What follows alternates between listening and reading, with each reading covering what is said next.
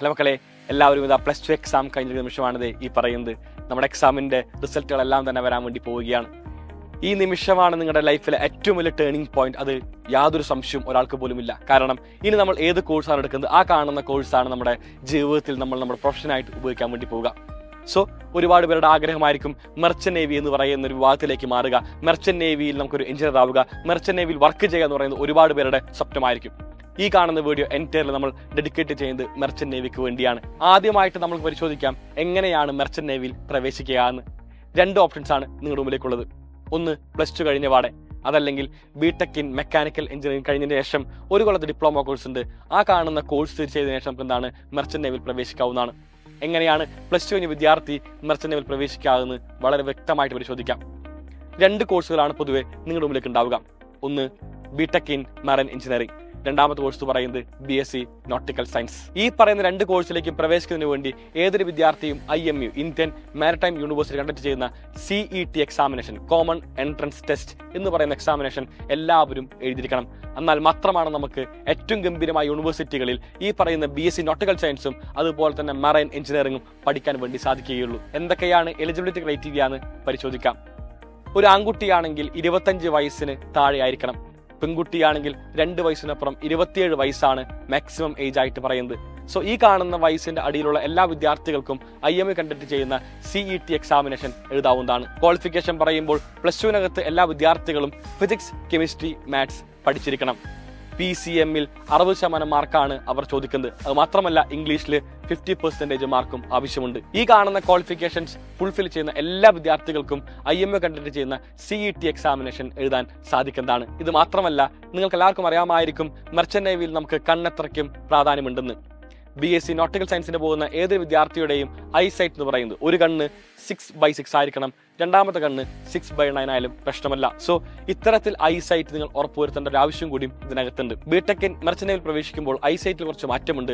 ഒരു കണ്ണ് നമുക്ക് 6/9ഉം രണ്ടാമത്തെ കണ്ണ് നമുക്ക് 6/18 വരെ പോകാവുന്നതാണ്. ഇതെല്ലാമാണ് ഒരു വിദ്യാർത്ഥിക്ക് വേണ്ട ക്വാളിഫിക്കേഷൻസും അതുപോലെ തന്നെ എലിജിബിലിറ്റി ക്രൈറ്റീരിയ എന്ന് പറയുന്നത്.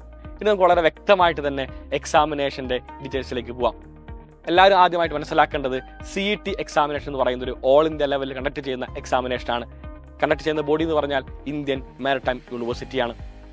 കേരളത്തിൽ നമുക്ക് മൊത്തമായിട്ട് 7 സെന്റേഴ്സ് ആണ് എക്സാമിനേഷൻ സെന്റേഴ്സ് ആയിട്ട് ഉണ്ടാവുക. ഒരു ഓൺലൈൻ പരീക്ഷയാണ് ഉണ്ടാവുക. സോ എല്ലാവരും ഈ കാണുന്ന സെന്റേഴ്സിൽ പോയിട്ട് വേണം എക്സാം എഴുതാനായിട്ട്. മൊത്തമായിട്ട് ഒരു 7 സെന്റേഴ്സ് മാത്രമാണ് കേരളത്തിൽ ഉണ്ടാവുക എന്ന് വീണ്ടും നിങ്ങളെ ഓർമ്മിപ്പിക്കുന്നു. എക്സാമിന്റെ പാറ്റേൺ പരിശോധിച്ചു കഴിഞ്ഞാൽ 200 MCQ ആണ് നമുക്ക് ഉണ്ടാവുക. അതും +2 സിലബസിനെ ബേസ് ചെയ്തിട്ടുള്ള ഫിസിക്സ്, കെമിസ്ട്രി, മാത്സ് ആൻഡ് ഇംഗ്ലീഷുമായിരിക്കും സിലബസിനകത്ത് ഉണ്ടാവുന്നത്. ഈ ഒരു ജനറേഷനിൽ നിങ്ങൾക്ക് എല്ലാവർക്കും തന്നെ വളരെ വ്യക്തമായിട്ട് അറിയാമായിരിക്കും ഏതൊരു നല്ല യൂണിവേഴ്സിറ്റി പഠിക്കുന്നത് നമുക്ക് എന്താണ് ഒരു എൻട്രൻസ് എക്സാമിനേഷൻ ഉണ്ട്. എല്ലാ എൻട്രൻസ് എക്സാമിനേഷൻ നമുക്ക് എന്താണ് MCQs തന്നെ ആയിരിക്കും. ഈ പറയുന്ന MCQസിൽ നെഗറ്റീവ് മാർക്കിംഗ് സ്കീമും ഉണ്ട്. ഇവിടെ ഒരു ചോദ്യം നമുക്ക് തെറ്റിക്കഴിഞ്ഞാൽ നെഗറ്റീവ് മാർക്ക് വരുന്നത് 0.25 ആണ്. പിന്നെ ഒരുപാട് ഒരു സംശയമാണ് നമുക്ക് എല്ലാ യൂണിവേഴ്സിറ്റിയിലും ഈ കാണുന്ന CET എക്സാമിനേഷൻ എഴുതണമോ? മക്കളെ ഒന്ന് ഓർത്തിരിക്കാം.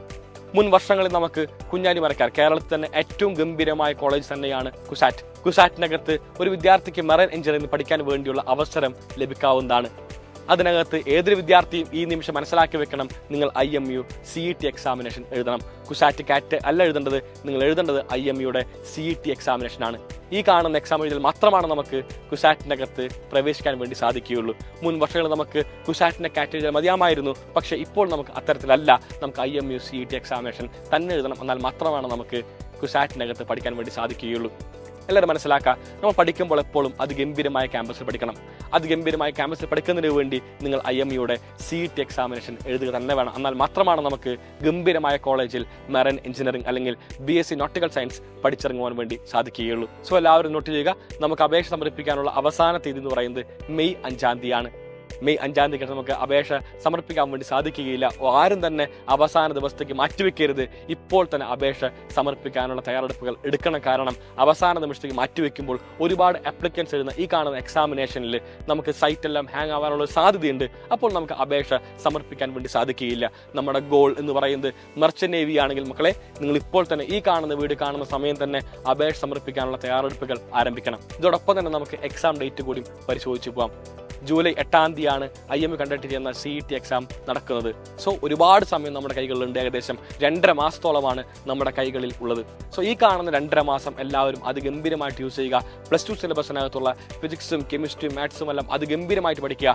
എക്സാമിൻ്റെ പ്രീവിയസ് ക്വസ്റ്റ്യൻ പേപ്പർ എടുത്ത് കൃത്യമായിട്ട് അനലൈസ് ചെയ്യുക. എങ്ങനെയാണ് ക്വസ്റ്റ്യൻസ് വരുന്നത്, അങ്ങനെ വേണം നിങ്ങൾ എക്സാമിന് പഠിക്കുവാൻ വേണ്ടി. ആ കാണുന്ന എക്സാമിന് നിലവാരം മനസ്സിലാക്കി എക്സാമിന് വരുന്ന ചോദ്യം ഏതാണെന്ന് നിങ്ങൾ മനസ്സിലാക്കി തന്നെ വേണം പ്രിപ്പയർ ചെയ്യാനായിട്ട്. കീം എഴുതുന്ന വിദ്യാർത്ഥികൾക്ക് വളരെ സുഖമായിട്ട് തന്നെ ഫിസിക്സും കെമിസ്ട്രിയും മാത്സും എല്ലാം തന്നെ ആ സമയം തന്നെ മനസ്സിലാക്കി ആ സമയം തന്നെ പഠിച്ചതിന് ശേഷമാണ് നമുക്കെന്ത് ജൂലൈ 8-ാം തീയതിയിലേക്ക് IMU കണ്ടക്ട് ചെയ്യുന്ന CET എക്സാമിനേഷൻ വരുന്നത്. സോ കീം എഴുതുമ്പോൾ അത് നമുക്ക് എക്കാലം ഒരു അഡ്വാൻറ്റേജ് തന്നെയാണ്. സോ മക്കളെ, നമുക്കിതിൻ്റെ മറ്റ് അപ്ഡേറ്റ്സും എങ്ങനെയെല്ലാം പഠിക്കണമെന്ന് പറഞ്ഞുള്ള വീഡിയോ ആയിട്ട് പിന്നീട് കൂട്ടാം. Till bye all, thank you and signing off അപ്നാസ് AK ഫ്രം Xylem Learning.